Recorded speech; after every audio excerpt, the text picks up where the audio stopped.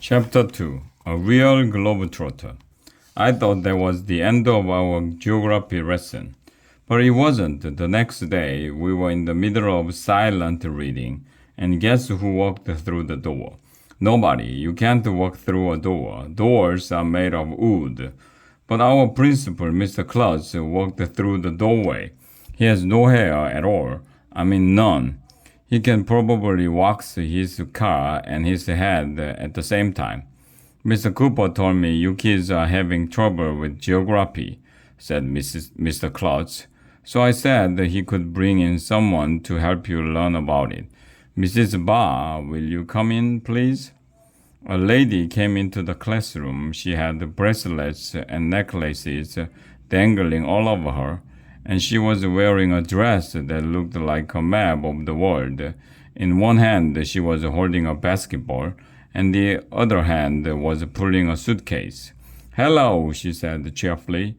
Bonjour, hola, guten Tag, salom. She said some other words I never heard before. All those words mean hello in other languages, said Mr. Cooper. I met Mrs. Barr when I was in Spain. She was visiting our country, and she agreed to come talk to you. Do you mind if I open a window? Asked Mrs. Barr. It's a little stuffy in here. Go right ahead, said Mr. Cooper. Mr. Cooper tells me you are a real globetrotter, Mr. Klutz said to Mrs. Barr. Is that why you have a basketball? I asked. Not that kind of globetrotter, dumbhead, whispered Andrea, rolling her eyes. Asterisk. What are you looking down here for? The story is up there. Oh, this isn't a basketball, Mrs. Barr told me. It's a globe. Yes, I've been all over the world. I've visited 195 countries. Wow, we all said, which is mom upside down. Mrs. Barr has generously offered to spend this week at our school, said Mr. Klutz, and she isn't charging us a penny. She's doing this out of the goodness of her heart. Isn't that wonderful? We gave her a round of applause. That's what you are supposed to do when people do nice things for free. I just love geography, said Mrs. Barr. I am at your disposal. Your garbage can? I asked. Arlo, shouted Andrea. That's not nice. Why do you have a suitcase? Michael asked Mrs. Barr. I never know when I might want to travel somewhere, she replied. I like to be ready at all times, so I take it whenever I go. Do you take it when you go to the bathroom? I asked. Yes, she replied. How about in the shower? Asked Ryan. Do you take your suitcase in the shower with you? Well, no, she replied with a laugh. I don't take it in the shower.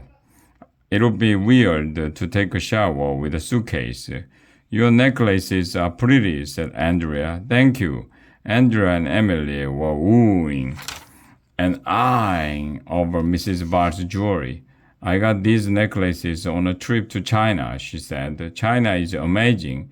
And I got this bracelet when I was visiting India. India is amazing. And I got these earrings in Brazil. Brazil is amazing. I still can't believe that people poke holes in their ears and stick stuff in them. I don't care what anybody says. That's just weird. Isn't traveling amazing? Asked Mrs. Barr. Yes, shouted all the girls. No, shouted all the boys. Mr. Cooper told us that Mrs. Barr speaks 7 languages, English, Spanish, Turkish, Yiddish, Polish. Can you speak gibberish? I asked. That's not a language, dumbhead, said Andrea, rolling her eyes. I wish her eyes would roll right out over her head. Have you ever been to Egypt? Asked Neil. Oh, yes, Mrs. Barr replied. I went inside the pyramids. It was amazing. Mrs. Barr thinks every place she goes is amazing. She probably thinks it's amazing when she goes to take out the garbage. I don't get it. What's the big deal about going places? Why would you want to go someplace when you can stay home? Going places is a drag. You have to go to the airport, take your shoes off, put your shoes on again, and sit around waiting for the plane to take off. Then you have to sit on the plane for 1,100,000 hours. Then, when you finally get to the place you're going, your parents drag you to a bunch of museums and other boring stuff. Do you know what I think about as soon as I get to the place I'm going? I think about when I can go home, I'd rather just stay home in the first place. I love traveling, said Andrea, who loves everything I hate. Me too, said Emily, who agrees with everything Andrea says. Traveling allows you to experience other cultures, said Mr. Klutz. Other cultures are boring, I said. You get to try new foods, said Mr. Cooper. New foods are yucky, I said. Don't you want to become a well-rounded person, Arlo? Asked Andrea. I'd rather be a triangle, I told her. Well, by the end of the week, said Mrs. Barr, I think you're going to change your mind and you kids are going to learn lots about geography. This was going to be the worst week in the history of the weeks.